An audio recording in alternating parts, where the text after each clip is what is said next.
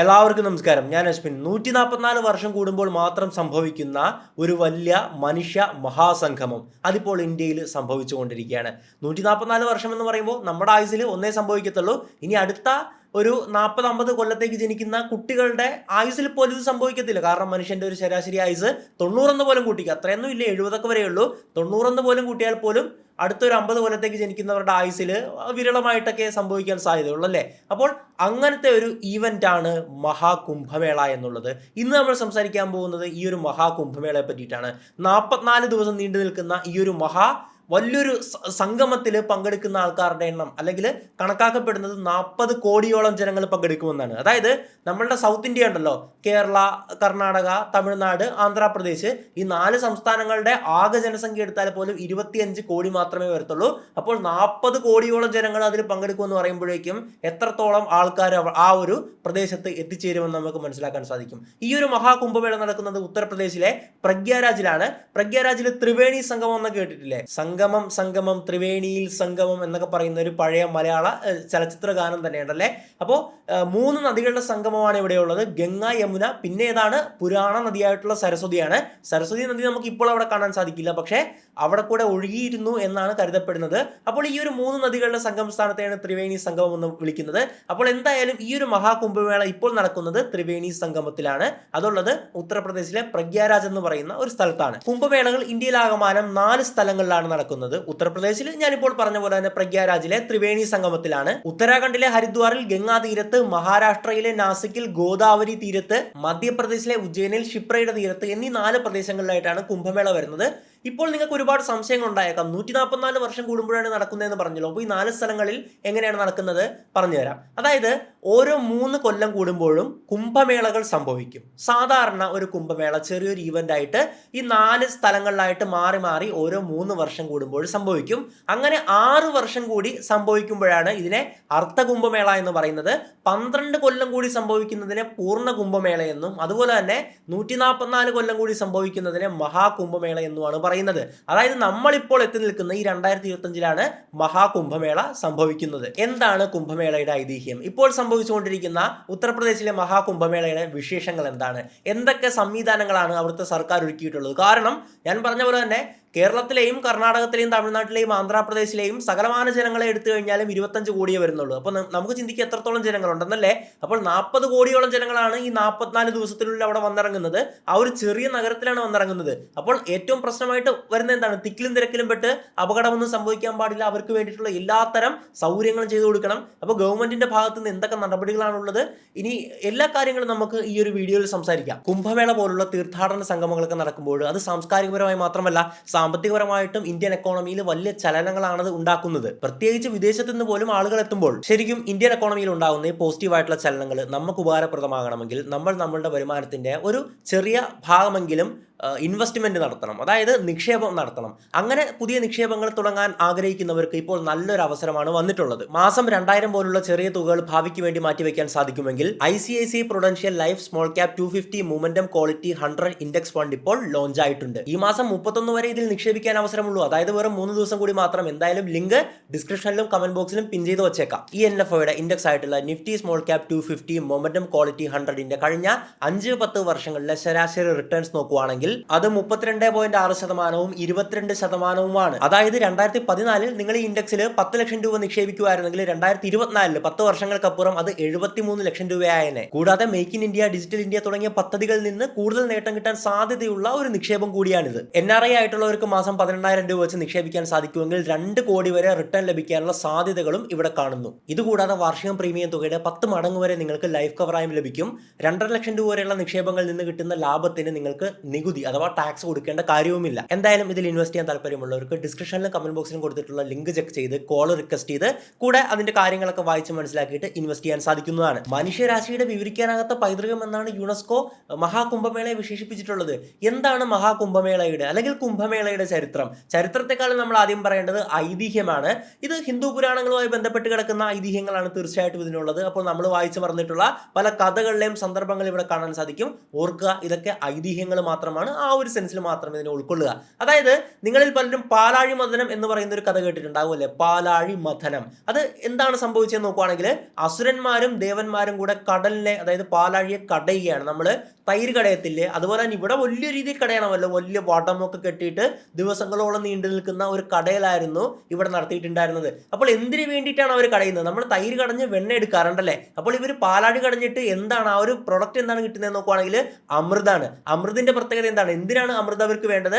അമൃത് കഴിച്ചു കഴിഞ്ഞു കഴിഞ്ഞാൽ അമരത്വം ലഭിക്കും, അതായത് മരണമില്ലാതെ ഇമ്മോർട്ടൽ ആയിട്ട് ജീവിക്കാൻ സാധിക്കും. അപ്പോൾ ഈ ഒരു സാധനത്തിന് വേണ്ടിയിട്ടാണ് ഇവര് ദിവസങ്ങളോളം ഈ ഒരു പാലാഴി അഥവാ കടൽ ഇങ്ങനെ കടഞ്ഞുകൊണ്ടിരുന്നത്. അങ്ങനെ കടഞ്ഞ് കടഞ്ഞ് കടഞ്ഞ് അവസാനം ഒരു കുടം അമൃത് ലഭിക്കുകയാണ്. അപ്പോൾ ആ ഒരു അമൃത് കുടിച്ചു കഴിഞ്ഞു കഴിഞ്ഞാൽ നമുക്ക് മരണമില്ലാതെ ജീവിക്കാം. അപ്പോൾ അതാണ് രണ്ട് കൂട്ടർ സ്വപ്നം കണ്ടുകൊണ്ടിരിക്കുന്നത്. പക്ഷേ വളരെ കുറച്ച് അമൃത് മാത്രമേ കിട്ടത്തുള്ളൂ.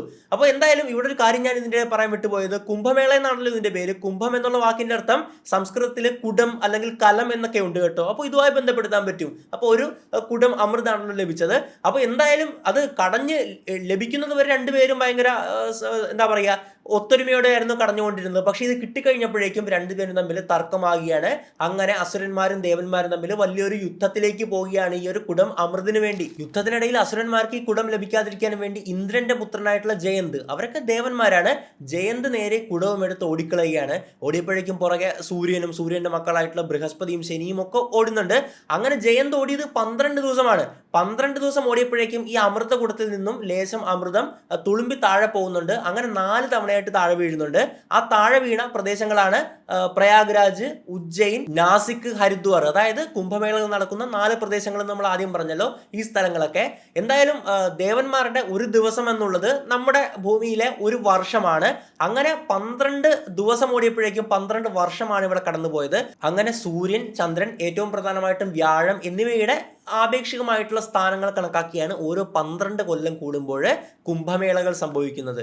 വ്യാഴവട്ടം എന്ന് നിങ്ങൾ കേട്ടിട്ടില്ലേ? അതായത് ഏകദേശം 12 വർഷത്തോളമാണ് നമ്മുടെ വ്യാഴം സൂര്യനെ വലം വയ്ക്കാൻ എടുക്കുന്നത്. 11 പോയിന്റ് സംതിങ് വരുന്നുണ്ട്. അപ്പോൾ അതാണ് വ്യാഴവട്ടം എന്നുള്ളത്. 12 കൊല്ലം എന്നാണ് നമ്മൾ ഏകദേശം അപ്രോക്സിമേറ്റ്ലി ആയിട്ട് പറയുന്നത്. ഇതുമായി ബന്ധപ്പെട്ട് മറ്റു പല ഐതിഹ്യങ്ങൾ കൂടെ ഉണ്ട് കേട്ടോ. അതായത് ഭഗവാൻ മഹാവിഷ്ണു മോഹിനി രൂപത്തിൽ വന്ന് ഈ കുടവും എടുത്തുകൊണ്ട് പോയി എന്നൊരു ഐതിഹ്യമുണ്ട്. അതുപോലെ തന്നെ ഏറ്റവും പ്രചാരത്തിലുള്ള ഒരു ഐതിഹ്യമാണ് മഹായുദ്ധത്തിന് ശേഷം ഗരുഡൻ ഈ ഒരു കുടവുമായിട്ട് പോയി മഹാമേരു പർവ്വതത്തിന്റെ അടിയിൽ കുഴിച്ചിട്ടു. അങ്ങനെ ആ കുഴിച്ചിട്ട അമൃതിന്റെ മർദ്ദം കാരണം ഓരോ 12 കൊല്ലം കൂടുമ്പോൾ അത് ഭൂമിക്ക് പുറത്തേക്ക് വന്ന് ഈ നദികളിലേക്ക് ഒഴുകിച്ചേരും എന്നുള്ളൊരു മറ്റൊരു ഐതിഹ്യവും ഒക്കെ ഉണ്ട് ഇതുമായി ബന്ധപ്പെട്ടുകൊണ്ട്. ഇനി ചരിത്രം പരിശോധിക്കുകയാണെങ്കിൽ ആദ്യമായിട്ട് നമുക്കൊരു ചരിത്ര രേഖയിൽ ഇത് കാണാൻ സാധിക്കുന്നത് വർഷം AD 600കളിൽ ഇന്ത്യ സഞ്ചരിച്ച ചൈനീസ് സഞ്ചാരിയായിട്ടുള്ള ഹുവാൻസാങ്ങിന്റെ ലേഖനങ്ങളിൽ നിന്നാണ്. കുംഭമേളയ്ക്ക് കേരളവുമായിട്ടൊരു ബന്ധമുണ്ട്, അതറിയാവോ? അതൊരു വിശ്വാസമാണ്, ഒരു ഐതിഹ്യമായിട്ട് എടുത്താൽ മതി. അതായത് കാലടിയിലെ ശ്രീ ആദിശങ്കരാചാര്യരുണ്ടല്ലോ, ഇന്ത്യ കണ്ടിട്ടുള്ള ഏറ്റവും വലിയ ദാർശനികന്മാരിൽ ഒരാളാണല്ലേ, ഗ്രേറ്റ് ഇന്ത്യൻ ഫിലോസഫർ അല്ലെങ്കിൽ ഇന്ത്യൻ വേദിക് സ്കോളർ, എങ്ങനെ വേണമെങ്കിലും വിശേഷിപ്പിക്കാൻ പറ്റുന്ന മഹാനായിട്ടുള്ള ഒരു വ്യക്തിയായിരുന്നു ശ്രീ ആദിശങ്കരാചാര്യർ അല്ലേ.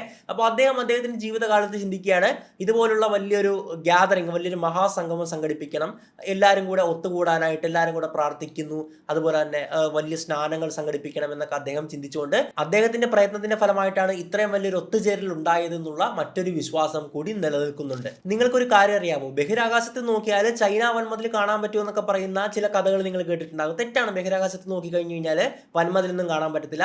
പക്ഷേ ബഹിരാകാശത്ത് നോക്കിയാൽ കാണാൻ പറ്റുന്ന മനുഷ്യ സംഗമമാണ് മഹാകുംഭമേള എന്നുള്ളത്. ബഹിരാകാശത്ത് നോക്കിയാൽ കാണാം, അത് ഒഫീഷ്യലി കൺഫേംഡ് ആയിട്ടുള്ള കാര്യമാണ്. ഇനി നമുക്ക് ഉത്തർപ്രദേശിലേക്ക് പോകാം. ഇപ്പോൾ മഹാകുംഭമേള നടക്കുന്ന പ്രഗ്യാരാജിലേക്ക് അല്ലേ.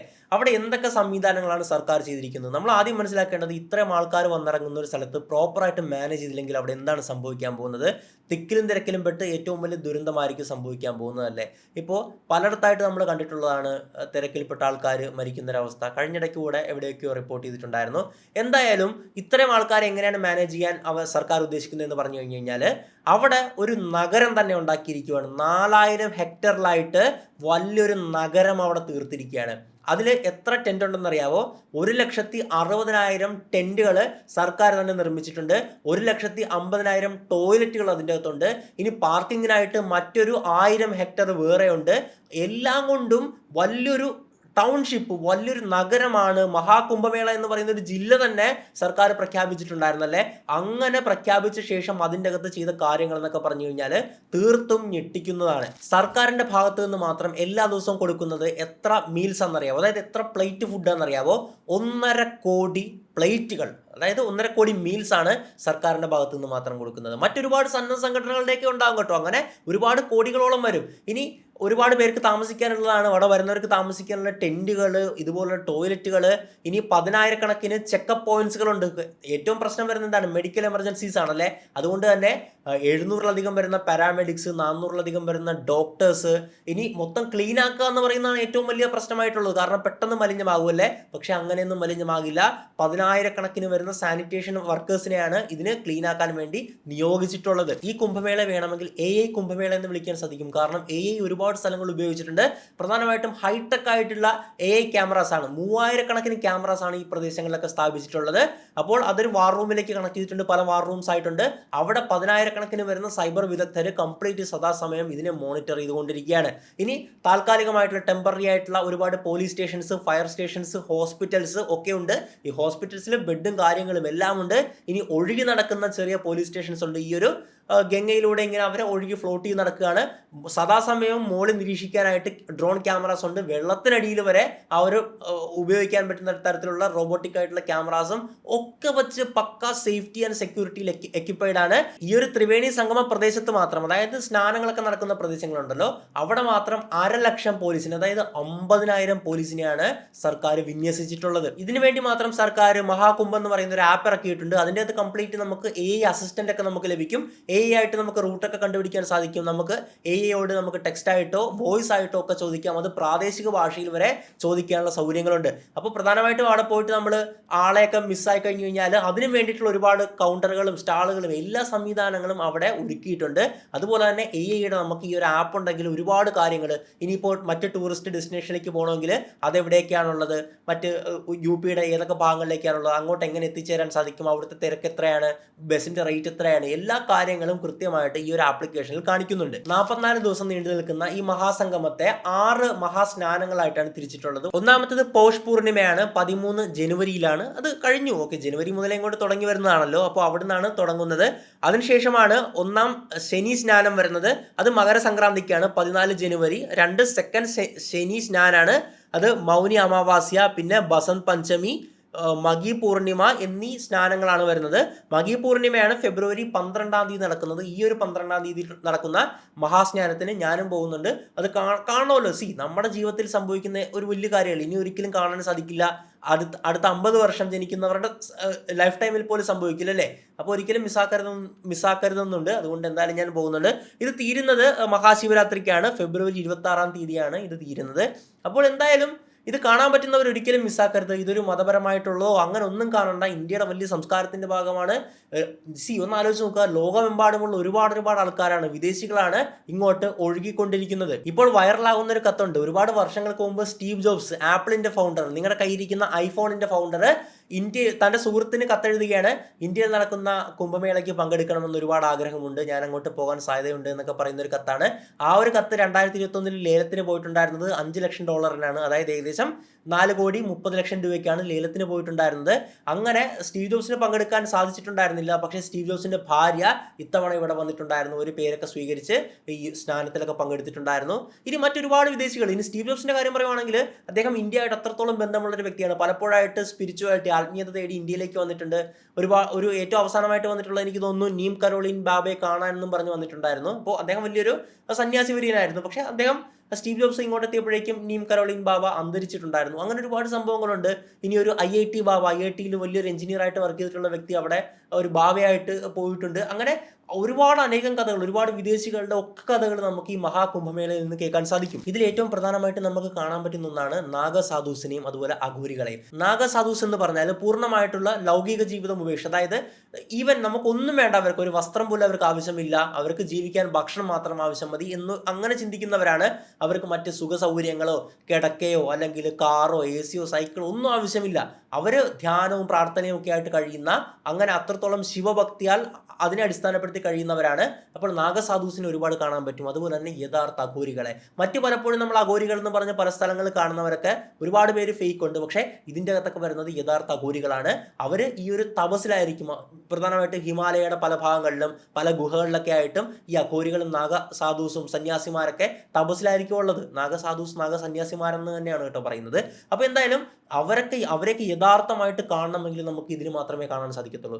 ഇത് കഴിഞ്ഞ് അവർ എങ്ങോട്ടാണ് പോകുന്നത്? ലക്ഷക്കണക്കിന് പേര് വരുന്നുണ്ടല്ലോ, പക്ഷേ ഇതിന് ശേഷം നമുക്ക് മഷിയിട്ട് നോക്കിയാൽ പോലും ഇവരെ കാണുന്നില്ല. ഇവർ മറ്റ് ഹിമാലയത്തിൻ്റെ പല ഭാഗങ്ങളിലേക്കൊക്കെ പോയിരിക്കുകയാണ്. ഒരുപാട് കൊടും തണുപ്പിലൊക്കെ ഇരുന്ന് തപസ് ചെയ്യുന്ന ആ ഒരു വ്യക്തികളെ നമുക്ക് അവിടെ കാണാൻ സാധിക്കും. അവർ പല സ്കില്ലുകളും അവരുടെ കാണിക്കാറുണ്ട്. ഇങ്ങനെ ആണിയെ കിടക്കുക, മേത്ത് കൂടെ തറച്ചു കയറ്റി, അങ്ങനത്തെ പല കാര്യങ്ങൾ കാണിക്കുന്ന വ്യക്തികളും ഈ കൂട്ടത്തിലുണ്ട്. കുംഭമേളകളിലെ ഏറ്റവും പ്രധാനപ്പെട്ട കർമ്മം എന്നാൽ ആ ഒരു നദിയിൽ മുങ്ങി കുളിക്കുക എന്നുള്ളതാണ്. അപ്പോൾ എല്ലാവരും അതാണ് ഫോളോ ചെയ്യുന്നത്. അവിടെ എത്തുന്ന ഭൂരിഭാഗം പേരും ഈ ഒരു സ്നാനത്തിൽ പങ്കെടുക്കും. കോടിക്കണക്കിന് പേര് ഇപ്പോൾ തന്നെ ഈ ഒരു സ്നാനത്തിൽ പങ്കെടുത്തു. അതിനുശേഷമാണ് അവർ മറ്റ് കാഴ്ചകളൊക്കെ കണ്ട് ഒരുപാട് മാർക്കറ്റ് അവിടെ പ്രവർത്തിക്കുന്നുണ്ട്. ഇനി ഇതിൻ്റെ കണക്കുകൾ പറയുവാണെങ്കിൽ UP സർക്കാരിന് ഇതുമായി ബന്ധപ്പെട്ട് ചെലവുകൾ 7000 കോടിയാണ്. പക്ഷെ വരവെന്ന് പറയാൻ സാധിക്കില്ല. കച്ചവടം എന്ന് പറയുന്നത് 2 ലക്ഷം കോടിക്ക് മുകളിൽ പോകുന്നതാണ്. 2 ലക്ഷം കോടിയുടെ ഇടപാടുകൾ അവിടെ സംഭവിക്കുമെന്നാണ് പല എസ്റ്റിമേറ്റുകളും സൂചിപ്പിക്കുന്നത്. മഹാകുംഭമേള എന്നുള്ളത് കേവലം ഒരു കൂട്ടം മനുഷ്യരുടെ സംഗമം മാത്രമല്ല, അത് ഇന്ത്യൻ സംസ്കാരത്തിന്റെ ഒരു ഭാഗമാണ്. അവിടെ കുളിക്കുക മാത്രമല്ല ഉള്ളത്, ഒരുപാട് ആർട്ട് ആൻഡ് കൾച്ചറൽ ആയിട്ടുള്ള ഒരുപാട് ഷോസ് കാണും, ഒരുപാട് ഡാൻസ് ആൻഡ് ഈവൻസ് ഒക്കെ കാണും. എല്ലാം ഇന്ത്യയുടെ സാംസ്കാരിക പൈതൃകവുമായി ബന്ധപ്പെട്ടതേ കാണത്തുള്ളൂ. ഒരുപാട് ആൾക്കാരോട് നമുക്ക് സംസാരിക്കാൻ പറ്റും. നമ്മൾക്ക് ഇപ്പോൾ സ്പിരിച്വാലിറ്റി തേടി പോകുന്നവർക്കാണെങ്കിൽ ഏറ്റവും നല്ലൊരു ഓപ്ഷനാണത്. അത്രത്തോളം സന്യാസിമാരെന്ന് പറഞ്ഞാൽ നിങ്ങൾ ചിന്തിക്കുന്ന ഈ ഒരു അഘോരികൾ എന്നൊക്കെയല്ല, IIT എന്നൊക്കെ വന്നിട്ടുള്ള IIT എന്നൊക്കെ ആ ഒരു ഇതൊക്കെ ഉപേക്ഷിച്ച് മറ്റ് വലിയ എഞ്ചിനീയറിംഗ് വലിയ പൊസിഷനിൽ നിന്നൊക്കെ അതൊക്കെ ഉപേക്ഷിച്ച് സ്പിരിച്വാലിറ്റി തേടി എത്തിയിട്ടുള്ള ആൾക്കാരുണ്ട്, വിദേശികളുണ്ട്. അവരൊക്കെ വലിയ ടോപ്പ് ടയർ ജോബ്സിൽ വർക്ക് ചെയ്യുന്ന ഒരുപാട് ആൾക്കാരുണ്ട്. അവരൊക്കെ ആയിട്ടും ഒക്കെ ഇന്ററാക്ട് ചെയ്യാനുള്ള ഏറ്റവും നല്ലൊരു ഓപ്ഷനാണ് മഹാകുംഭമേള എന്നുള്ളത്. അതിനൊക്കെ അപ്പുറത്തേക്ക് നമ്മളുടെ ആയുസിൽ ഒരിക്കൽ മാത്രം സംഭവിക്കുന്നു. ജനിക്കാൻ പോകുന്നവരുടെ ആയുസിലും സംഭവിക്കാൻ സാധ്യതയില്ല. 50 വർഷത്തേക്കുള്ളവരുടെ ആയുസിൽ സംഭവിക്കാൻ സാധ്യതയില്ലല്ലോ അല്ലേ? അങ്ങനത്തെ ഒന്നാണ് മഹാകുംഭമേള. അത് കഴിയുന്നെങ്കിൽ ഒരു അവസരമെങ്കിലും ഉണ്ടെങ്കിൽ തീർച്ചയായിട്ടും പങ്കെടുക്കുക. കുംഭമേള വെറുമൊരു ഉത്സവം മാത്രമല്ല, ഇതൊരു പ്രതിഭാസമാണ്. ഇന്ത്യയുടെ ആത്മാവിലേക്കുള്ള ഒരു വാതിലാണ്. ആ ഒരു വാതിൽ നമുക്ക് മുമ്പിൽ ഇപ്പോൾ തുറന്നു കിടക്കുകയാണ്.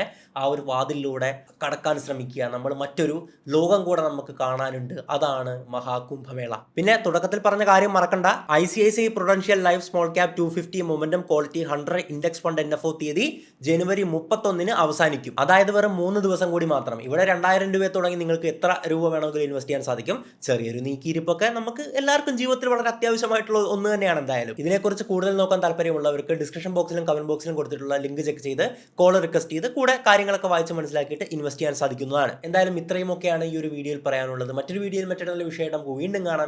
Madappally signing out.